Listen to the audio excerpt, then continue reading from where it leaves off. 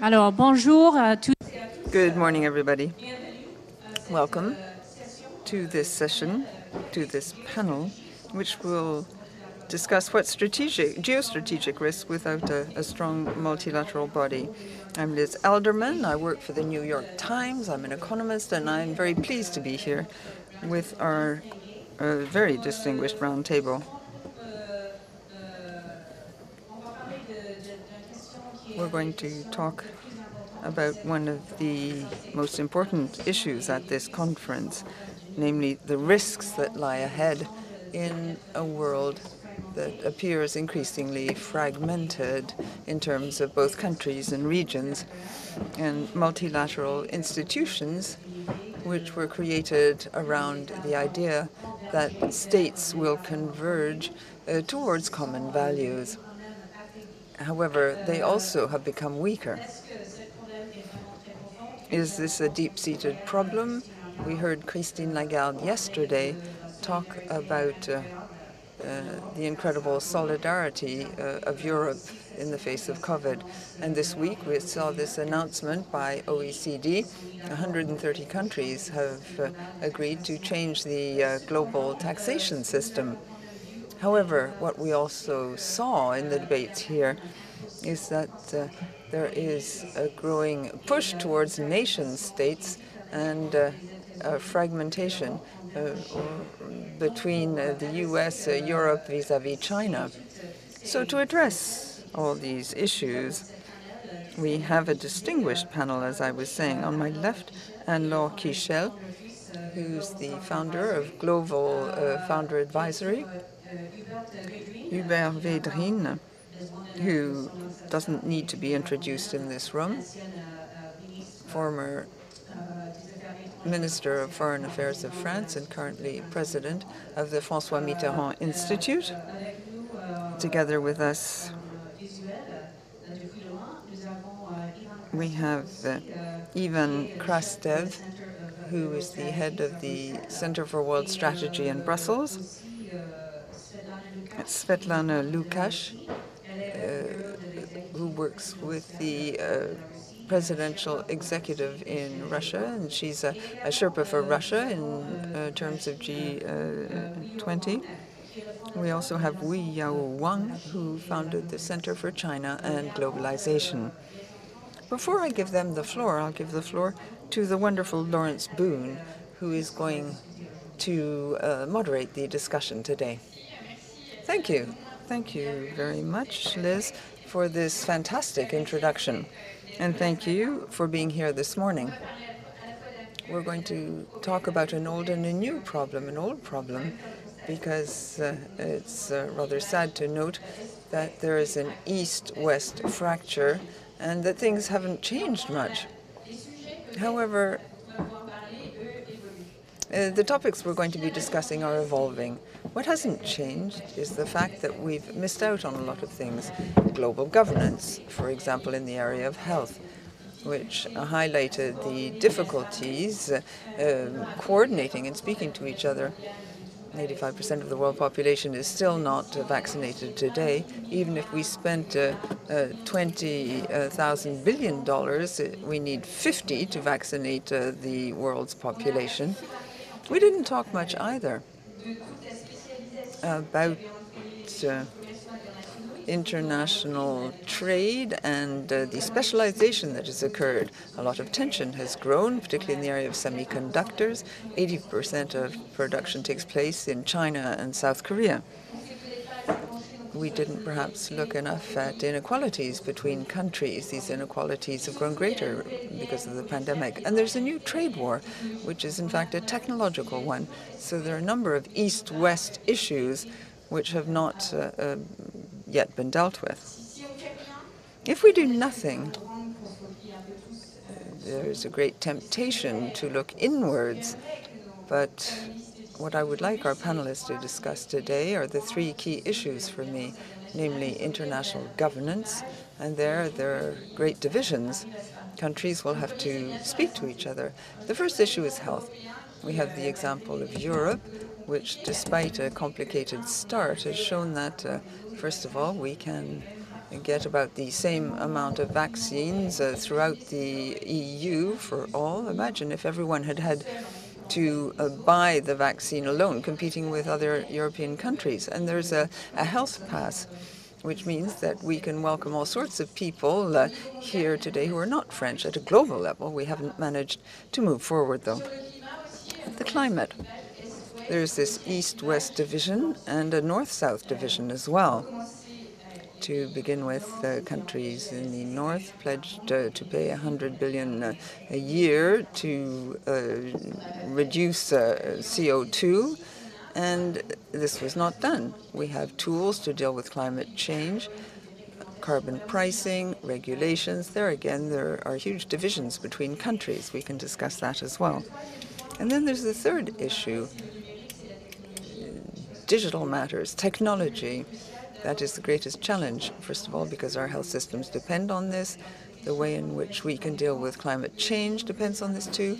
And also there's a security issue, which is of paramount importance in terms of data, the transfer of data across borders, discrepancies and conflicts between countries as well. That will be the challenge for international cooperation, perhaps the largest one, in fact. I don't want us to leave this session feeling overly pessimistic, however. What should give us hope, in fact, is these 130 countries Lise was mentioning. They agreed the day before yesterday on the way in which they'll be taxing the big multinational firms. The idea behind this international agreement is to ensure that companies that didn't pay tax, thanks to digital means, because they can have profits in a country without actually having a headquarters there, this will no longer be possible in the future, and that is a wonderful piece of progress. Thank you, Lawrence and Anne-Laure. Lawrence talked about a lot of divisions between countries, but she talked about hope and the lack thereof. In your position, you hear a lot from governments. And what is the most serious problem in terms of global governance at present, and how should we move forward? I think we have to be resolutely optimistic. Why? Apart from all the difficulties that we face, this will enable us to do something quite fundamental. We can ask the question, what are we doing and for whom? We can lend meaning to things. We talk often about multilateralism. Multilateralism is just a kind of American unilateralism. If you look back in history, is it good or bad? That's not really the issue. But we have to call things into question. We have to look at things in perspective. Why are we in the current situation? What's happening? We have multinational organizations which have failed in certain areas but succeeded in others. And there are failures and successes because of the way the organizations were set up. We could talk about the UN and its role. We could talk about European matters too. Yes, Europe was able to react after perhaps a slow start to the crisis, and it responded massively. It announced certain plans, but what about the actual disbursement of money? Several months elapsed. That's normal because Europe has been built in this way. So this crisis should lead us to ask the question about deconstructing what exists, finding the right meaning, and rebuilding something that's much more suitable given current affairs. We have institutions and the world of the past in no way resembles that of today.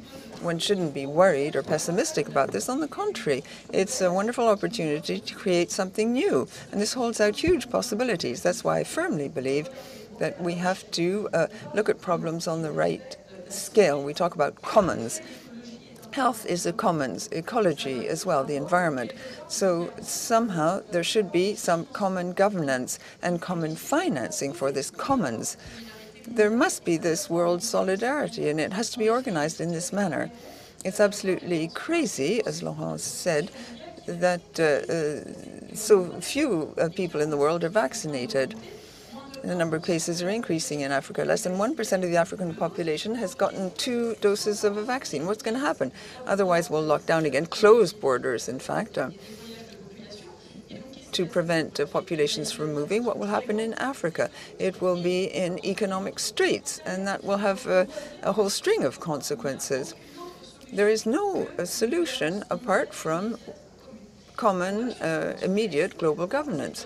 That's quite an issue in Europe and for many other economic areas or political areas. We need regional decisions. Regions, communities, or the Union is the right scale to deal with such problems. And furthermore, there are topics that must be dealt with on a national level. And we have to realize this. We shouldn't delegate certain powers either to the Union or to a group of countries. These problems need to be dealt with on a supranational level.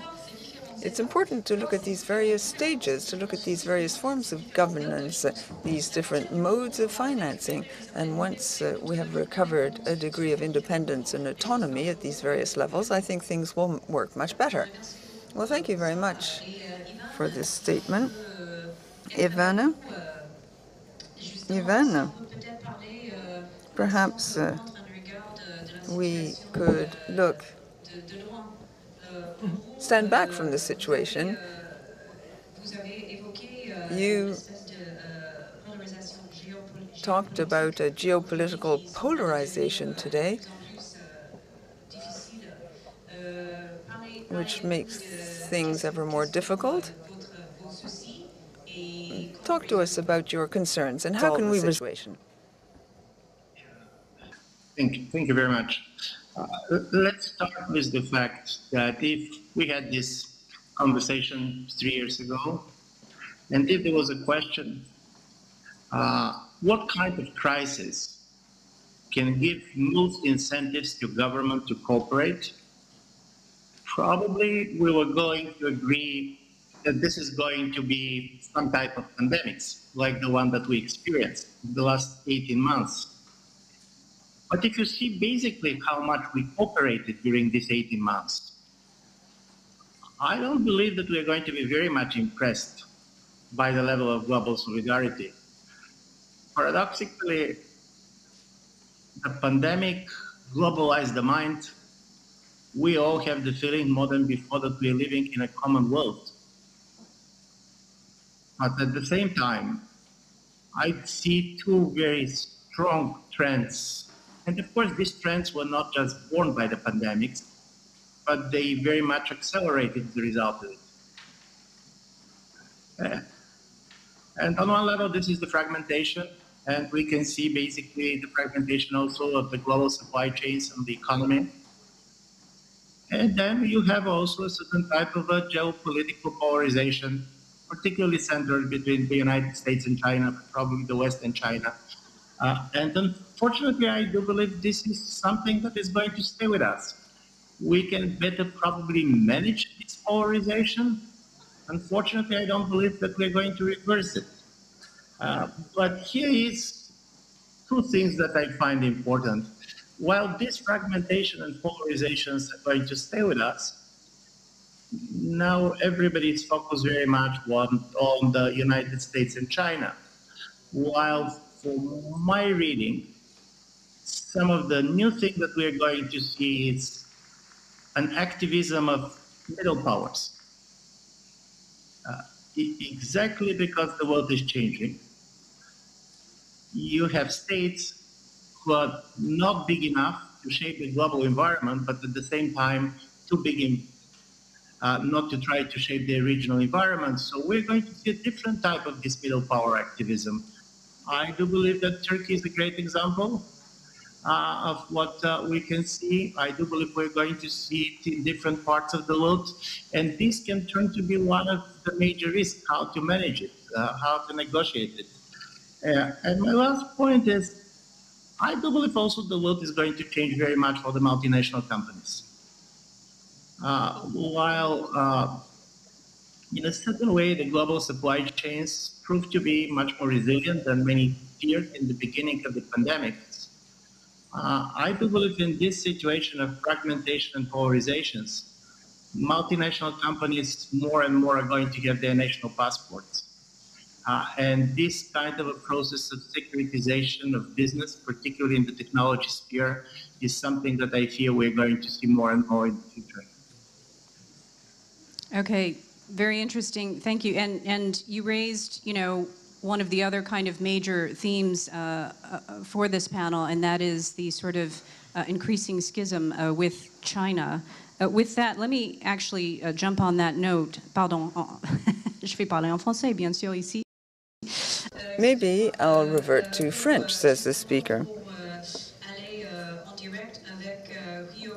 I'll turn to Huiyo Wang, who works for the Center for China and Globalization.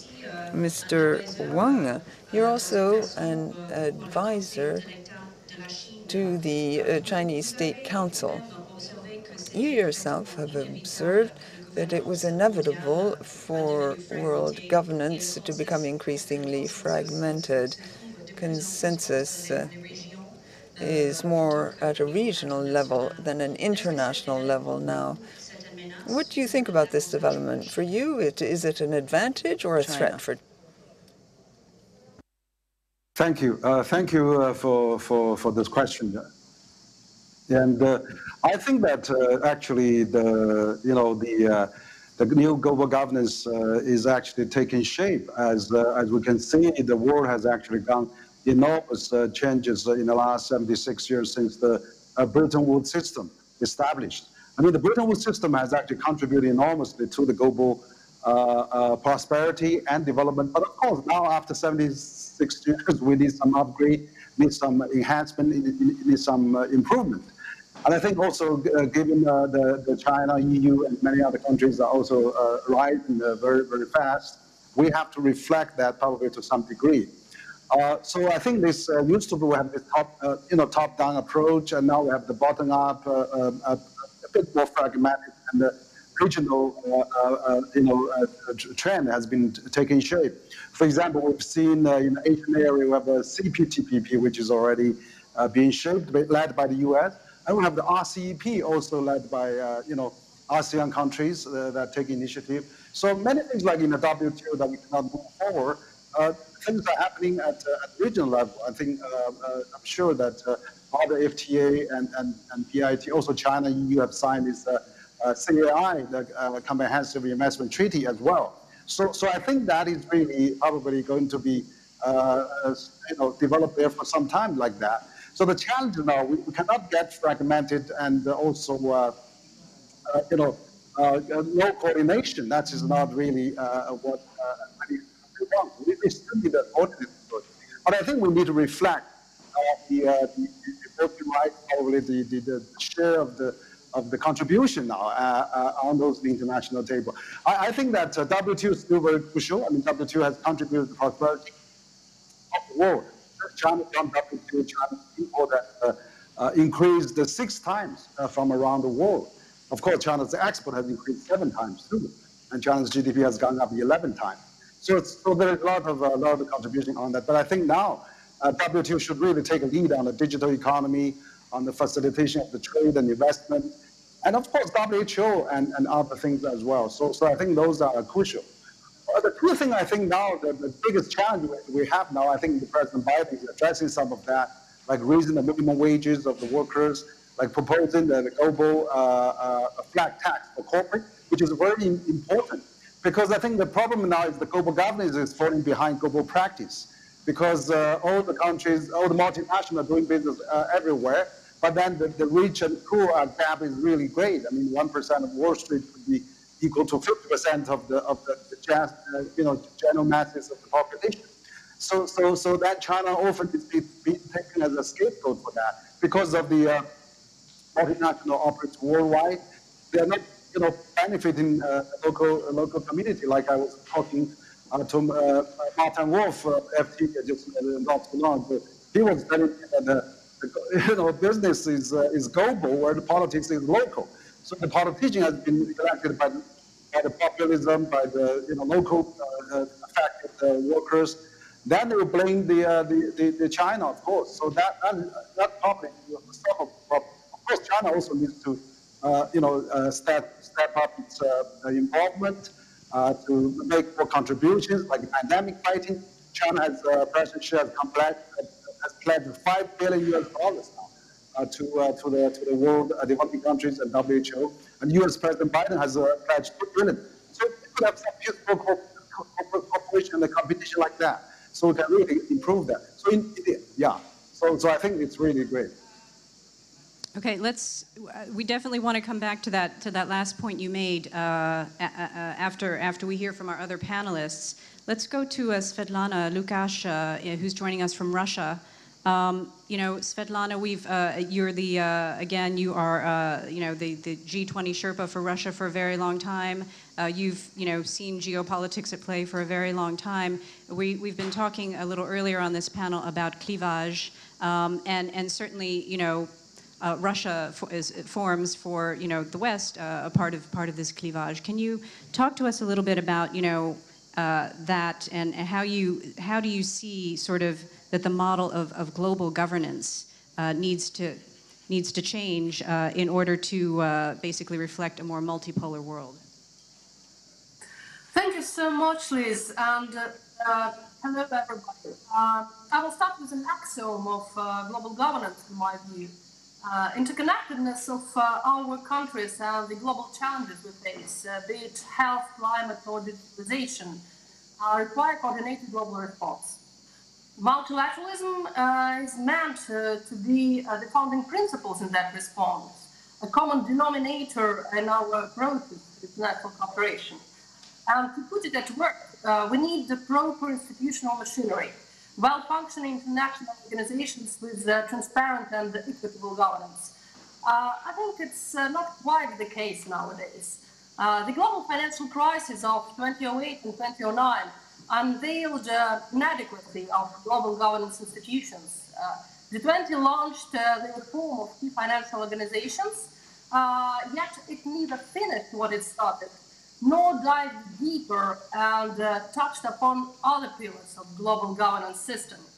COVID-19 pandemic, at the background of geopolitical tensions, has only fueled the crisis of multilateralism. Delay with coordinated global response at the beginning of pandemic made countries rely on themselves and act unilaterally. So the global governance system obviously lacked trust.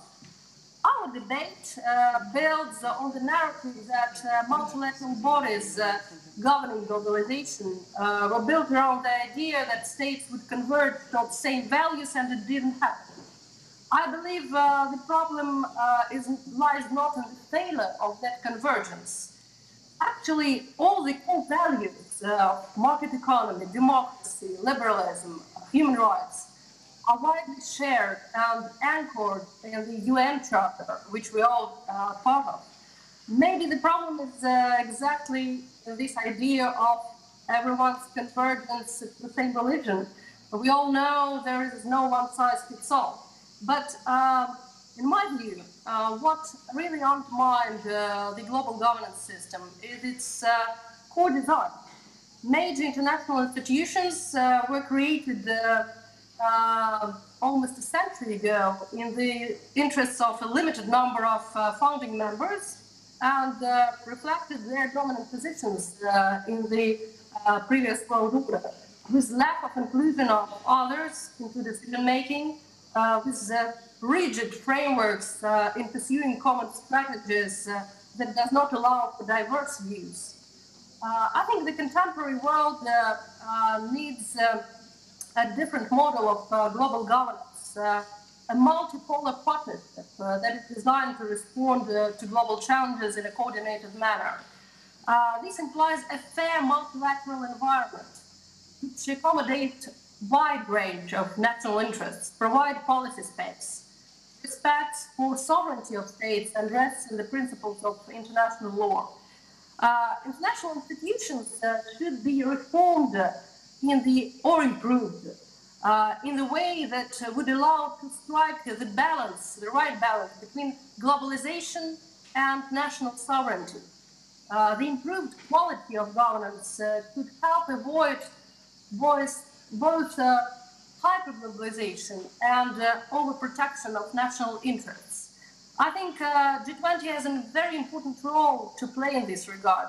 first to continue what it started, to lead on the reform of international organizations. But what is more, G20 can enable the environment in which effective domestic actions can be transformed into collective ones. Finally, when we speak of our society, we all recognize that diversity can only strengthen it. Why don't we recognize the same about global governance system? And I think we need to use the current disruption brought by the crisis to really improve global governance, to build a more sustainable and more inclusive world. Thank you. Bon, merci pour ça, Svetlana. Et alors, Hubert Védrine, après avoir entendu tout. We've heard the previous speakers. Now, are you pessimistic or are you optimistic? Both, of course.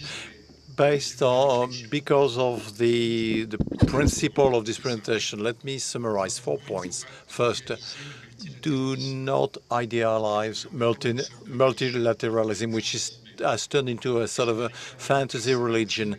After the war, the US installed a remarkable unilateral international system, and it was in a unilateral way that President Nixon broke the monetary system, and that was in 1971. And even Europeans who add to the multilateralist discourse, but there are multilateralistic actions all the time, like, a unilateralist, like Mrs. Merkel and energy. So let's not fool ourselves. Second, I never believed in convergence, never.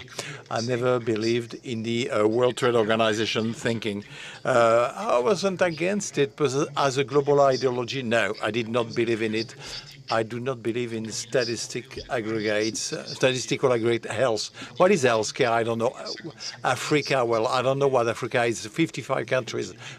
And the world of economy is damaged by simplification, by aggregates, summaries, abstracts. Okay, we need to think, to ponder, to work. But in real life, those are not players. Now, let's look at the players in real life, in the real world. Third point. Global governance. Today, if global governance could be implemented, it would come from the US. US global or global through China. Just read what President Xi Jinping said for the 100th anniversary of the Chinese Communist Party. It was clear, or it would be a Chinese-American governance, which was the case of the uncontrolled globalization in the last 30 years. When we talk about convergence, when we talk about governance, in pleasant meetings in Europe, this is not what we think about. We think about a kind of an ideal multilateral system where every party could express itself. We could have a veto right about vital issues. Well, this does not work. So I'm not, in the real world of 2021, 22, and in today's Europe, I'm not very much in favor of that notion. Fourth point. I'm very much in favor of a pragmatic progress on precise, concrete points through coalitions, the point by point, but not globally. I mean, Europeans do not have the means to impose such a view. Europeans are still unable to think of themselves as a strategic player. A few days ago, after President Biden visited President Putin, he said, yeah, okay, he's a killer, but I have to talk to him. Okay, we're back to, basic realism, real politics, following the absurdities of the fall of the East Bloc. Well, President Macron and Mrs. Merkel said we should talk with President Putin we have interest, not against Biden, but to complete. And most Europeans said, no, it's not our role. We are not here to talk. We should not become a strategic player. So all those who have this European hope in mind, well, forget it. The road's going to be long before there will be a sort of a European, action in that dimension. Now, careful about global governance. let's be cautious. Let's move on. Let's move on concrete ecological issue. Panic is rising and is going to rise. The clock is ticking. 50 degrees in Vancouver is going to scare people. This will put a lot of pressure, turning into chaos, and whoever is in charge will have to channel that with science, invention, technology, progress, and not the opposite. So again, there is room for progress, and this is where we'll see if Europeans, even if it's not their mental mind frame, could act, because during the pandemics, especially in healthcare, during the pandemics, doctors contradicted themselves. They didn't know, and epidemiologists, virologists, but virologists never contradicted themselves. They said that the development growth, overpopulation, urban growth, deforestation, we are actually deconfining viruses. Virologists think consider that there will be other pandemics, hence the need to learn from what happened in the last year and a half. You take advantage of the good practices. Those are domains of international cooperations that should be leveraged. So, I close on a positive note, but without using global words. But I'm very much in favor of such progress. So,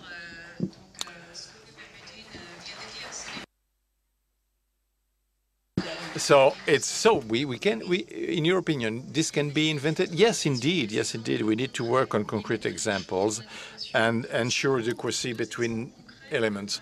Let's take two concrete examples. In the financial world, G20, at the beginning of the crisis, decided to launch a debt suspension initiative. Okay, great. It was done with the best intentions, but when we look now in a fine manner who took advantage thereof, well, very few countries actually. And second, often it was to pay private, money owners or lenders. So, now, if in terms of adequacy or non-contradiction, the IMF wants to reassign 650 billion of additional resources to the countries. Well, of course, we should all be happy about it. But for those who are dealing with the IMF country by country, where they're imposing very stringent fiscal or tax target. We were supposed to come to the level pre-crisis before '83. So for some countries, this is impossible. So there is a need of coherence and discourse. Okay, you give resources to the countries, but they need time to adapt. So there must be a match, and there are regional scales, different scales, regional scales, common scales, but national scales. But we must ensure coherence so that whenever an initiative is taken, it achieves its goals. And we're about to take questions from the audience, but I'd like to come back to Mr. Wang in China. So having heard this, now, do you the gap between China and the rest of the world, is this going to improve, or is it going to somewhat widen or get more difficult? Well, thank you for the question. I think that there's going to be a process. I'm sure because China is rising, peacefully rising very fast. There is a lot of adjustment. I think China needs to adapt to the world, and the world needs to adapt to China. But eventually, I think we'll get along. We'll have a common future for all mankind, because I think China contributes 1/3 of the global GDP growth. China is the largest trading nation with 130 countries. China is playing more infrastructure investment role in the world now. And I mean, the stability of the world, I think, also depends on China's contribution as well. So I think the world probably will come to the day that we could have a different model, different idea, maybe a little different values. But China has its 5,000 years history, and it has its own logic. It has its own governance model. But maybe we could get along. I mean, gradually accept that. I'm optimistic. I think the world will realize that it's not the end of history. We may have different running models, but in the end, it's like Deng Xiaoping said, it doesn't matter black hat, white hat, as long as it catches mice. So, as long as it works in China, the KPI is doing very well in China, the world will gradually accept that. I mean, let's have a peaceful cooperation and competition, for the health, for the benefit of the world. I hope that, we'll get along very well. Et sur cette note d'optimisme, est-ce qu'on a des questions dans la salle? On this optimistic note, do we have questions in the audience?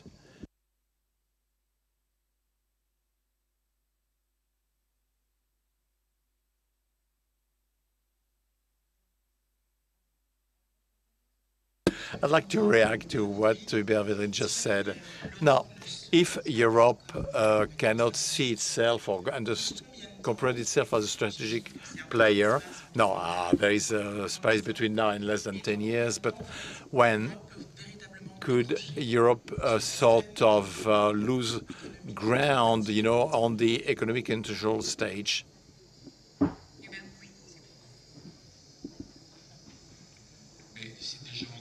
It's already in progress, madam. Europe never existed as an entity. There was Germany, France, the UK, Spain, Italy, but it never existed as such. But originally, you read a book a few months on the Marshall Plan, for example, which is fascinating. And it is quite actual because in terms of mindset, the Europeans haven't changed from 1949. After the war, they asked for the U.S. protection. America came back, imposed conditions, and they got the alliance. It did not change. And in the mind of many Europeans, they want to have a kind of an ideal world, economic world, but the U.S. protection did not change, and the French discourse, especially Macron, about a powerful Europe doesn't work. It doesn't work. The other Europeans don't want it. Either they're scary, it's too expensive, or too dangerous. I've been saying for a long time that Europeans are, sort of, they think they're in a fairy tale, but they're in Jurassic Park, But we are vegans in a carnivorous world, But there is a French, and so we are in this. So we have to do it now. So it's not in 5, 10 of years. So we have to grab all the opportunities. But it's not a problem of international treaties or European treaties. It's not a problem of procedures. It's not a problem of mission commission. It's a mindset, The Europeans then cannot turn Europe as a true power, that would be respected, But we've been saying for such a long time that there is so little results, and the European governments, in most cases, are coalition governments, highly sensitive to everybody's opinions. But people want to they think that the welfare state as European, can last forever, which is not true. We reached the limit. We're reaching the economic and political response should have a fairly direct, or a bit more brutal discourse to make the mindsets evolve. And governments will follow suit. Laurence, you want to say something? Yes. I quite agree with what Hubert was saying, but I think we should bear in mind that national head of states, when he goes to the European Council, he still thinks national. He never thinks European. This is why we cannot build this European sovereignty. And by the way, I would like to talk to the press in the press conference on the European Council, ask national questions, not on what was said by the European Council. So I think clearly there is, as Hubert said, there is a responsibility from the politics, but also from the media and all of us here. We must stop. We have to say that sovereignty, when it is European, is stronger than the national sovereignties. Yeah. This can be seen in currencies. I mean, we're still dealing with the dollar reference as a currency. The euro did not make it possible is far from replacing the US dollar. So all this holds together. We have to take it as a global aspect when in what has been expressed. Let me respond to Laurence. Most European people have not accepted the idea that European sovereignty is a plus. for example, the Carlsons in court in Germany. So we need to convince European people, nations, that sovereignty adds up. Second, we do not take away the national sovereignty they've kept. We will adding to it, and we see it in the evolution of language in President Macron. For the first year, he was very European, very conventional. Afterwards, after 2-3 years, he integrates both, national sovereignty plus European sovereignty. But he's not, well, there. So we still have to argue with that. Well, people don't necessarily the benefits. So we have to make it concrete. People will then follow suit. 30 seconds for one last question. Very brief question to go beyond Europe. This morning, I saw that there was a novel published. Sorry, the U.S. Admiral, just Stavridis, who imagines a conflict between the U.S. and China around Taiwan. So the question, Mr. Védrine, do you have any comment on this? No, sorry. I think there is the ambition of China. So read the discourse of President Xi Jinping for the 100th anniversary of the Chinese Communist Party. This is the real world, very useful for everybody. And still, there is a risk. It's more a tension, extreme tension, but not a war. But there is a risk in Taiwan. Just imagine that. I don't know. Imagine that they would a nationalist party in Beijing which would say, let's take advantage of the division in the European, that the war culture is destroying the US. Europeans don't agree among themselves. Let's move on, do something. Well, if a military operation, even specific limited, is launched, the US need to prevent it or block it, because if the US cannot block a military operation against Taiwan, the US guarantee is null everywhere in the world. This would be the real disaggregation of the world order, which survived anyway. But Chinese strategists know it, and the US strategists know it too.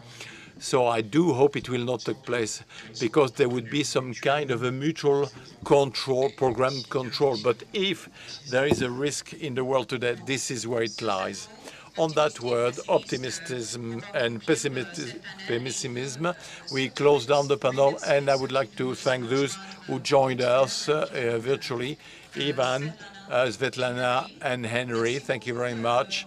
And we could have talked much longer, but for a longer time. But anyway, we have more things to say, and you will have the possibility to discuss it now after the panel. Thank you very much. Stay with us for the next one.